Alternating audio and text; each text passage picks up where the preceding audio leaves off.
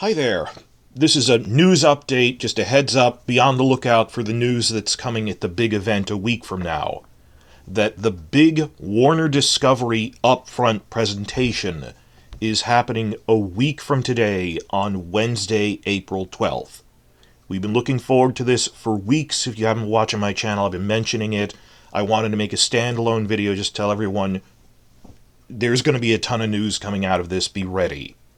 I'm just dashing this off. This is audio only. Hopefully, if it's shorter, faster, more people will see it. Get ready for this. There's going to be a ton of announcements out of this Warner Discovery thing.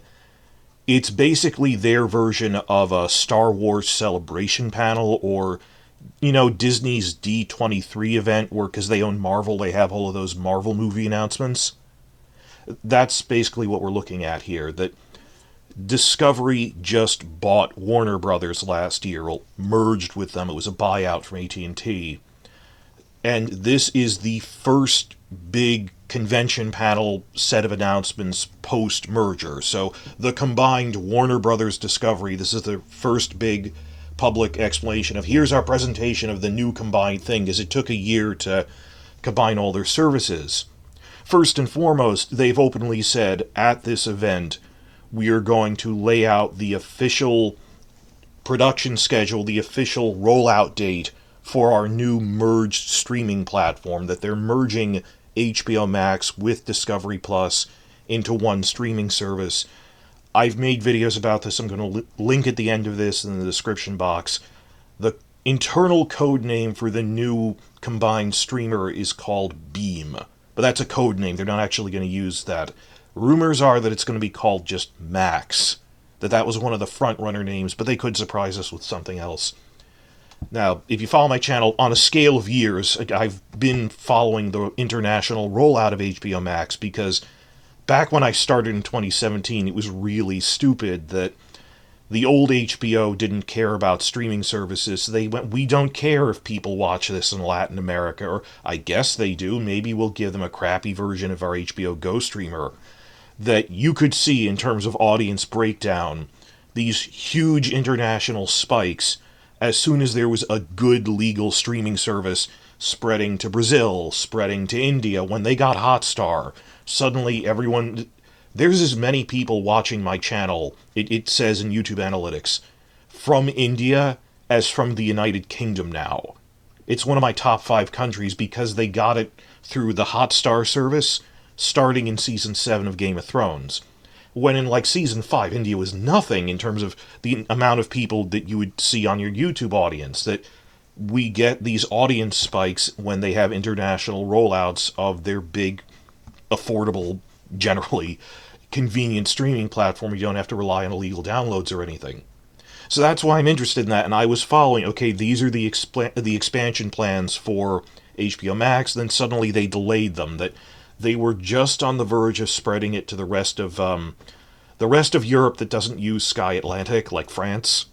They were supposed to do by the end of 2022, and they said we had to put that on pause because of the merger, that we're working out this new thing, and then we will announce. And they did have a tentative chart they put out as a slideshow of, look, the new thing is going to come out in the United States late spring to summer. Think May, June, July. We're going to get that. And here's the tentative idea for, and then it'll go to Latin America, and then in the next quarter it'll go to these certain parts of Europe, then to India. They're going to have a more clear time frame again. It's starting up again. This was a series of videos I was working on, reporting on HBO Max expansion, and now they're going to restart that, and we'll see what's going on.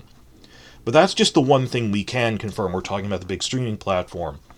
The other huge issue, the real thing I want to talk about in this, is we can expect a ton of announcements out of this. I know sometimes you go, oh, we can expect announcements, and then nothing happens. This is the big merged Discovery Warner panel where they're going to, series of panels where they're going to explain everything. That, okay, the planning stages are over from this 1-year gap where we were on pause, merging everything. It's going to be like when there's D23, Star Wars Celebration, and they have a lot of Marvel movie announcements. Well, Warner owns the live-action DC Comics films, like Justice League. So they're going to be making a lot of announcements 1 week from today on how they're half rebooting the DC movies under James Gunn.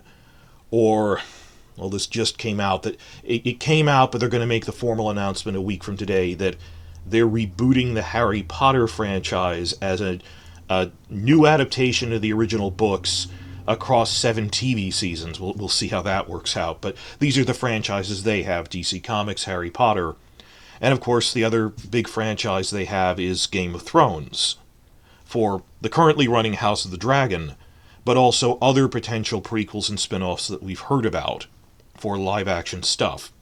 And I know we've been saying ever since House of the Dragon, look, the next thing might announce something, the next thing might announce something. All of the planning stuff was done over winter of 2023. This is why everything has been on pause, why we've been in a news dead zone since Season 1 ended. This event, the Warner Discovery Upfront panel, marks the end of the news dead zone that we have been in since, like, November. And there are going to be huge announcements coming out of this thing. And we can confirm all this planning that if George R. R. Martin recently said in a blog post, I just got back from a long business trip to Los Angeles, which means he was part of planning meetings at HBO headquarters in LA, where they were discussing all these. It sounds like a lot of decisions were made behind the scenes that have just wrapped up, and now they're moving forward.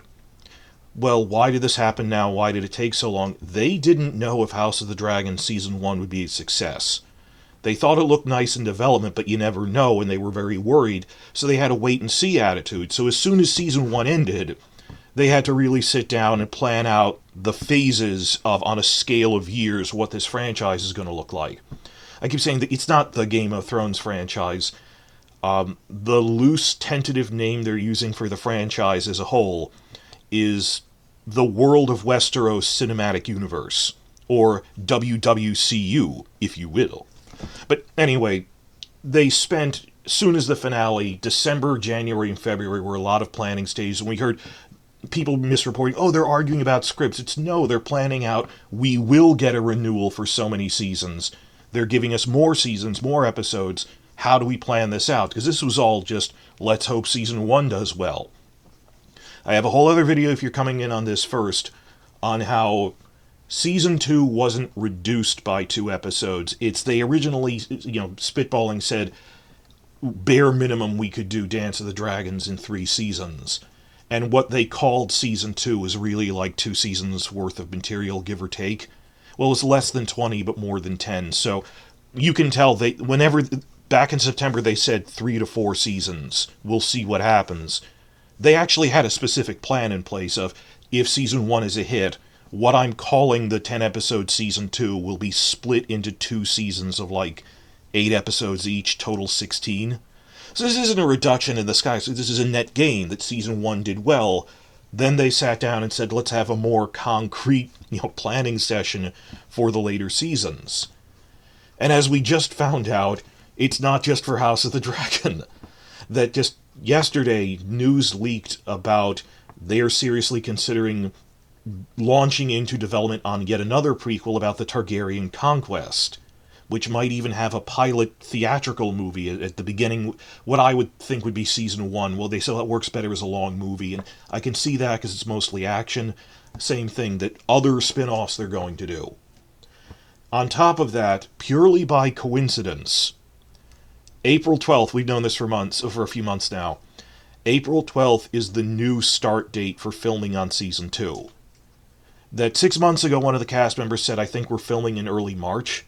But now they are filming start date April 12th. They got delayed for a month because they had to rework the scripts that, okay, now we're stopping at the midpoint of what we were originally calling Season 2, which is good for us. They can fit more characters in. I personally think they need 5 seasons, or at least a supersized Season 4, but focusing on the task ahead of us, this was great news that we were on edge about of, you can't do the amount of story they need in only 10 episodes to get to the point we knew from leaks that Season 2 would end with. It was like, you need, it's as if someone said that Avengers Infinity War and then the final battle against Thanos were going to be one big movie, and you're like, Avengers 3 and 4 need to be 2 movies. There's just too much material. Same thing. And because filming is starting right, the same day, they might be making season 2 casting announcements. I mean, it's hard not to when you are filming right now. Normally on Game of Thrones, we'd find out cast at either Comic-Con or at least a month before filming if it didn't sync up right.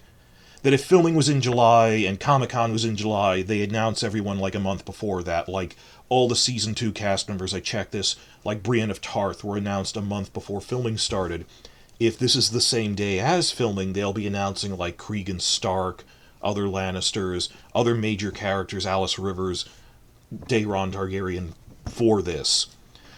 Then again, maybe not, but I don't know if they'll go to specifics of cast members, but the reason I'm making this video is you may have noticed in the past week that there were a ton of big leaks, that the news about, well, they're cutting to 8 episodes on season 2, really, they're expanding to 2, they supersized 2 into 2 halves, that leaked out in Deadline. Yesterday, the news about Targaryen Conquest leaked out in Variety. Why are all these big leaks happening right now? Because it's the lead up to this big panel they're having, this big convention they're having next Wednesday. April 12th, 1 week from today, mark your calendars and just check back every hour, every 5 minutes, as you would for like announcements from Star Wars Celebration, D23, or San Diego Comic-Con. It's like our Comic-Con for this, or DC Fandom. They're probably going to have a lot of DC things to say about this as well. The Fandom thing, I don't know if they're going to keep doing that because the pandemic is over.